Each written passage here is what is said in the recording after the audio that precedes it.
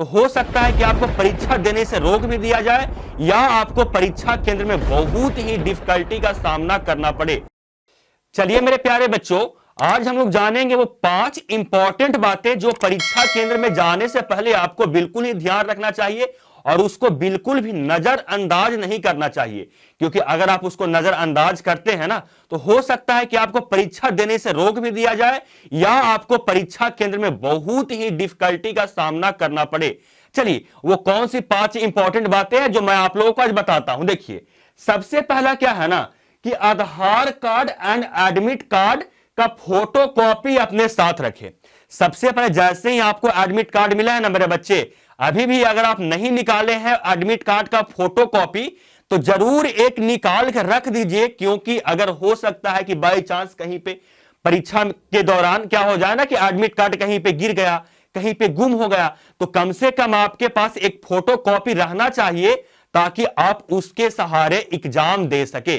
और हां, जो फोटो कॉपी निकालिएगा बच्चे वो कलर निकालिएगा, उससे आपको ज्यादा हेल्प मिलेगा। तो पहली बात कि सबसे पहले क्या कि आधार कार्ड एंड एडमिट कार्ड क्या रखे अपने साथ रखे, और एग्जाम हॉल में जाने से पहले एक बार जरूर आप चेक कर लीजिए कि कहीं मेरा आधार कार्ड तो नहीं लाए या एडमिट कार्ड नहीं लाए, यानी दोनों चीज आपके पास रहना चाहिए मेरे बच्चे।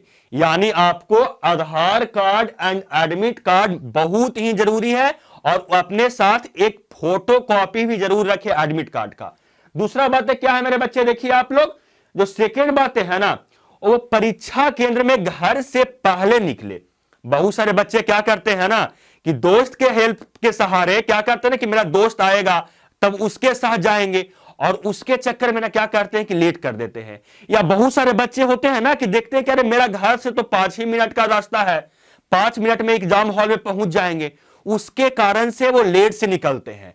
और लेट से निकलते हैं और क्या हो जाता है, कभी रास्ते में जाम हो गया या वो जिस बाइक से जा रहे हैं ना वो बाइक ही खराब हो गया, या किसी कारण से क्या हुआ ना कि एग्जाम हॉल में पहुंचने से क्या हो गया, लेट हो गया। और आपको मालूम होगा कि जैसे ही आप एग्जाम हॉल में लेट से पहुंचिएगा तो जो बाहर का कुंडी है आपका गेट का, मेन गेट का, क्या कर देगा, ताला मार दिया जाएगा। और जैसे ही ताला मार दिया जाएगा तो क्या हो जाएगा मेरे बच्चे, आप बाहर ही रह जाइएगा और उससे रोते रह जाइएगा, उससे कोई फर्क नहीं पड़ने वाला है बोर्ड एग्जाम को, वो आपको एग्जाम देने नहीं दिया जाएगा। यानी दूसरा मेन बात क्या है बच्चे कि घर से समय से क्या करें, पहले निकले। मैं तो बोलता हूं ना कि अगर आपका एग्जाम 10:30 से है तो आप कोशिश कीजिए कि 9:30 तक पहला दिन कम से कम एग्जाम हॉल में पहुंच जाए और वहां आराम से बैठ के जितना चीज आपको कह रहा है, बताया जा रहा है, उसको आप फॉलो कीजिए। यानी एग्जाम हॉल से कम 1 घंटा पहला दिन तो जरूर पहुंचेगा मेरे बच्चे। और हां, एक चीज और, अगर आप एग्जाम सेंटर नहीं देखें कि मेरा एग्जाम सेंटर कहां है, स्कूल कहां पे है, तो वहां एक बार जाकर पहले आप विजिट कर जाइएगा, यानी देख लीजिएगा, ताकि पहला दिन जाने में आपका कोई दिक्कत ना हो, रास्ता आप नहीं गुम हो जाइएगा। चलिए, सेकेंड बात तो हो गया मेरे बच्चे क्या कि परीक्षा में घर से पहले निकले, कम से कम आप 1 घंटा क्या करिए, पहले पहुंच जाइए एग्जाम हॉल में। चलिए तीसरा बात देखते हैं क्या है मेरे बच्चे, वो कौन सी बात जिसको आपको ध्यान में रखना चाहिए परीक्षा हॉल में जाने से पहले, उस कलम से लिखे जिससे पहले लिख चुके हैं। मेरे बच्चे इसमें यह कहा जा रहा है ना कि आप उस कलम का यूज करिए ना जो आप पहले कम से कम 1 से 2 घंटा लिख चुके हैं।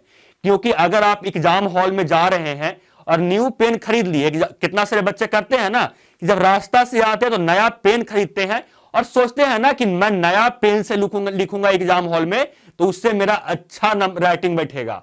लेकिन ऐसा बिल्कुल भी नहीं है मेरे बच्चे। जब आप नया पेन से लिखते हैं तो उसका जो नीब होता है ना वो फ्री नहीं होता है, वो अच्छे से पेन नहीं चलता है, तो आपको सबसे पहले उससे लिखने में दिक्कत होता है। दूसरा कि आपको राइटिंग उससे अच्छा नहीं बैठेगा। तीसरा कि आपको उस पेन से फास्ट नहीं लिख सकते हैं।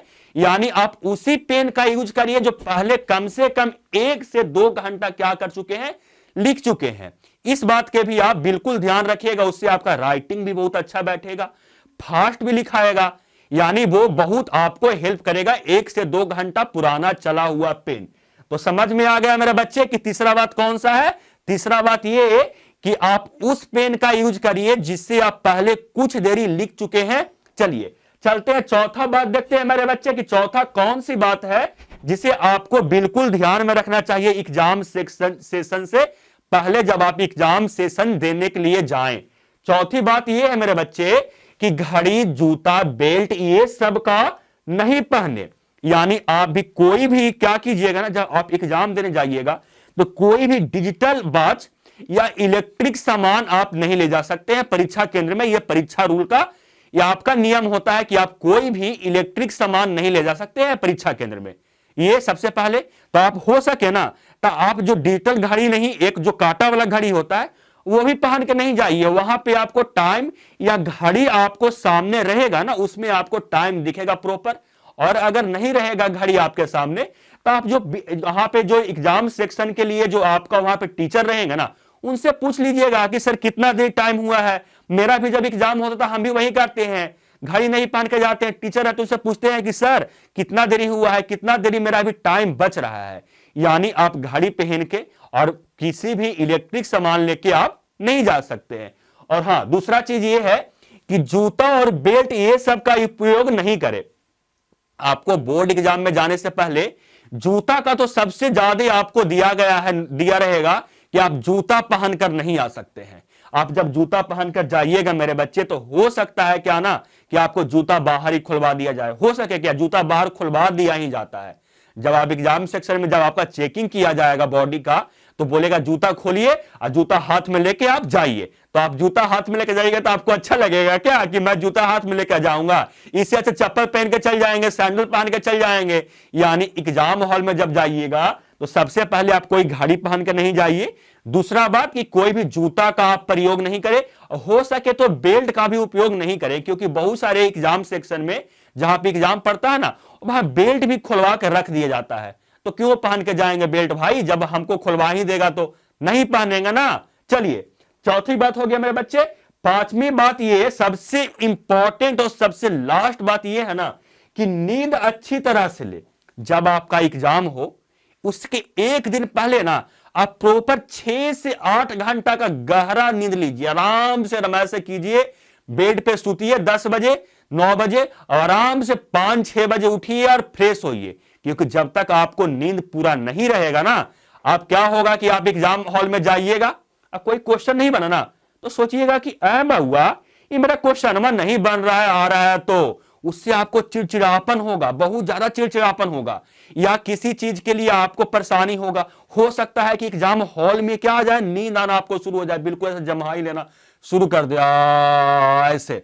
तो ऐसा नहीं करने के लिए क्या चाहिए आपको, प्रॉपर 6 से 8 घंटा का आप जिस दिन एग्जाम है उस दिन आप नींद लीजिए। अब ऐसे भी सोचिए ना कि अगर हम साल भर नहीं पढ़े तो एक दिन पढ़ के क्या उखाड़ लेंगे, या आप ये सोचिए कि साल भर हम पूरा अच्छा से पढ़े हैं तो एक दिन नहीं पढ़ेंगे तो उससे क्या दिक्कत होगा, उससे कोई दिक्कत नहीं होने वाला है।